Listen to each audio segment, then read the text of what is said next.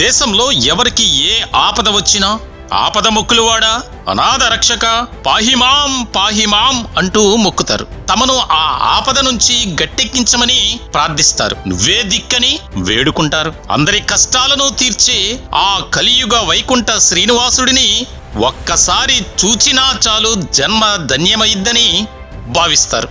అనేక కష్ట నష్టాలకు ఓర్చి వ్యయ ప్రయాసలను భరించి రెప్పపాటు దొరికే స్వామి దర్శనం కోసం తహతహలాడుతారు. కోట్లాది మంది ఆరాధ్య దైవమైన వెంకన్న పట్ల, స్వామి వేం చేసి ఉన్న 7 కొండలు పట్ల కోట్లాది మంది పవిత్ర భావంతో చూస్తారు. కాలినడకన వెళ్లి మొక్కులు తీర్చుకుంటారు. మరి అటువంటి దేవదేవుడికి పెట్టే నైవేద్యాలలో కల్తీ నెయ్యి వాడితే, అది కూడా జంతు కొవ్వుల అవశేషాలున్నది వాడితే, కోట్లాది మంది కళ్ళ కద్దుకొని తినే లడ్డూలలో వాడితే, గత ప్రభుత్వ పాలనలో తాము తిన్నది స్వచ్ఛమైన నెయ్యి లడ్డు కాదని కల్తీ నెయ్యి లడ్డని తెలుసుకున్న భక్తుల మనోభావాల పరిస్థితి ఏంటి? 100 ఏళ్లుగా అత్యంత పవిత్రంగా చూసుకుంటున్న తిరుమల పవిత్రత ఏమవ్వాలి? పథకాల పేరుతో, కాంట్రాక్ట్ల పేరుతో, ఉద్యోగాల పేరుతో అడ్డదిడ్డంగా దోచుకునేది చాలక దేవుడితోనే చెలగాటమాడుతూ దేవుడి ప్రసాదాలలోనూ